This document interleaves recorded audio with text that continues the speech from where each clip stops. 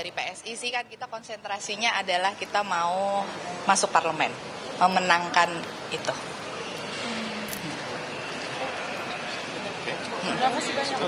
Terima kasih. Sis. Di PSI jabatannya sebagai apa ya, Sis? Saya Direktur LBH PSI. Direktur LBH PSI. Boleh, ini saya ada.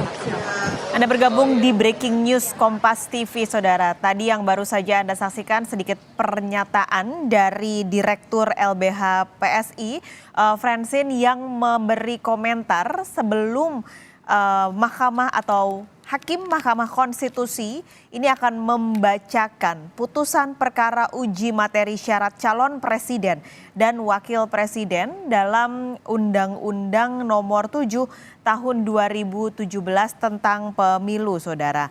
Saat ini seperti informasi yang sudah terus digulirkan sejak beberapa waktu terakhir, MK sedang menguji pasal 169 huruf Q Undang-Undang Pemilu yang diajukan sejumlah pihak, Saudara.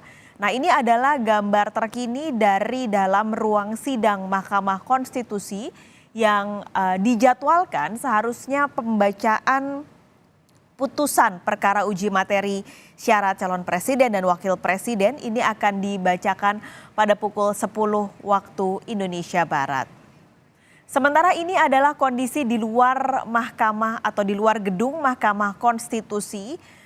Kepolisian terus berjaga karena memang ada beberapa informasi yang menyebutkan masa ini akan menunggu dan menanti di area gedung MK bagaimana putusan dari 9 hakim Mahkamah Konstitusi yang akan memutuskan Undang-Undang Nomor 7 Tahun 2017 tentang pemilu hari ini. Beberapa hal atau permohonan yang diajukan, Saudara, adalah agar Mahkamah Konstitusi mengubah syarat minimal usia capres dan juga cawapres dari 40 tahun menjadi 35 tahun. Sementara permohonan lain selain soal usia adalah soal penambahan syarat pernah menjabat sebagai kepala daerah. Ini yang akan diputuskan pada hari ini oleh 9 hakim Mahkamah Konstitusi yang juga sudah dalam beberapa waktu terakhir terus menembulkan pro dan kontra. Itulah mengapa Anda juga lihat di luar gedung MK, kepolisian dan juga pihak pengamanan meningkatkan keamanan di area gedung MK untuk mengantisipasi apapun keputusan yang akan diambil oleh 9 hakim Mahkamah Konstitusi pada hari ini.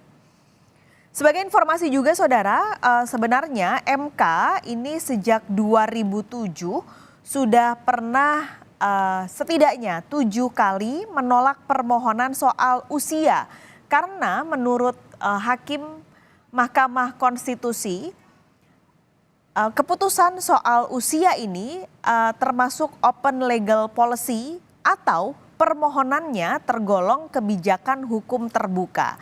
Baru kali pertama MK memutuskan soal usia adalah ketika adanya permohonan soal minimal usia pimpinan KPK, Saudara. Itu akhirnya dikabulkan oleh Mahkamah Konstitusi. Apakah pada hari ini Hakim Mahkamah Konstitusi akan mengabulkan atau tidak mengabulkan permohonan soal usia capres dan cawapres dari 40 tahun menjadi 35 tahun? Ini yang menjadi penantian, mengingat keputusan MK ini akan berpengaruh pada siapa yang nanti akan dipilih oleh koalisi Ganjar Pranowo dan juga koalisi Prabowo Subianto yang sampai hari ini belum memutuskan siapa bakal calon wakil presidennya. Kita akan menuju ke gedung Mahkamah Konstitusi. Jurnalis Kompas TV Masni Rahmawati akan melaporkan kondisi di sana. Masni, ini apakah tetap pukul 10 untuk keputusannya? Lalu juga Anda bisa ceritakan bagaimana kondisi di luar gedung MK saat ini? Iya, dari informasi terakhir dan juga dari jadwal dari websitenya Mahkamah Konstitusi dan yang disebutkan juga oleh juru bicara Mahkamah Konstitusi untuk dari sidang putusan batas usia Capres dan juga Cawapres ini akan dilaksanakan pada pukul 10 waktu Indonesia Barat.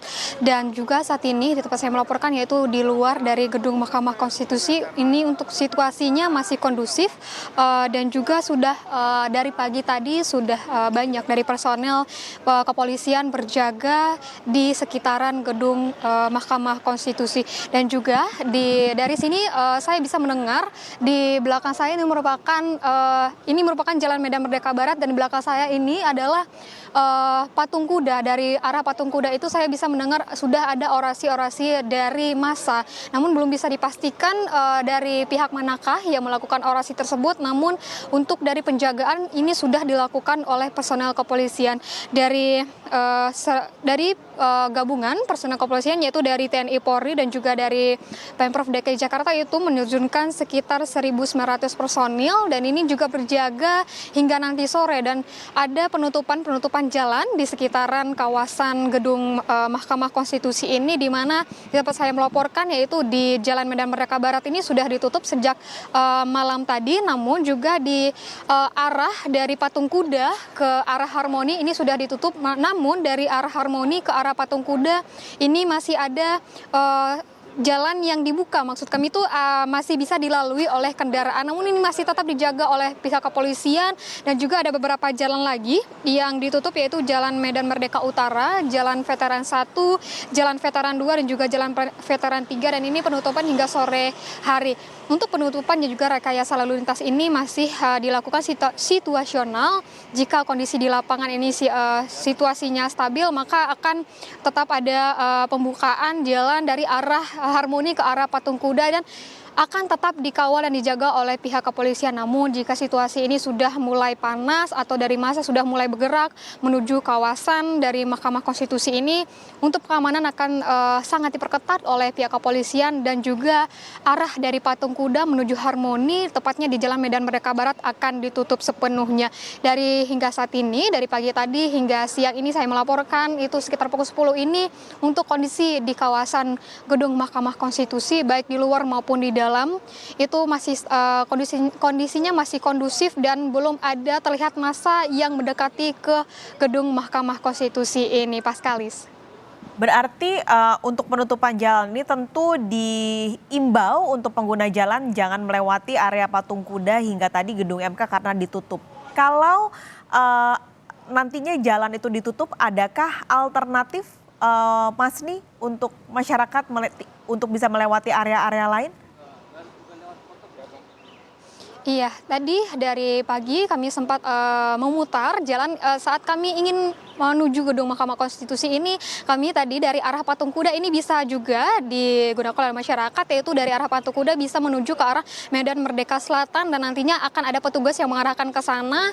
Jika ingin ke arah Harmoni, berarti dari pengguna jalan bisa memutar terlebih dahulu ke arah Medan Merdeka Selatan, yaitu nanti akan menuju ke Medan Merdeka Timur, dan nanti akan dari Medan Merdeka Timur ini akan diarahkan oleh petugas untuk menuju ke belakang istana. Dan nantinya ini akan situasional, tetap situasional jika dari kondisi kondusif ini akan dibuka di bagian seberangnya Mahkamah Konstitusi, yaitu dari arah Harmoni menuju arah patung kuda ini masih tetap terbuka, namun tetap dijaga oleh pihak kepolisian. Paskalis. Terima kasih Masni Rahmawati, nanti kita akan update kembali kondisi terutama untuk kondisi di luar gedung MK saat pembacaan putusan ini. Terima kasih jurnalis Kompas TV Masni Rahmawati.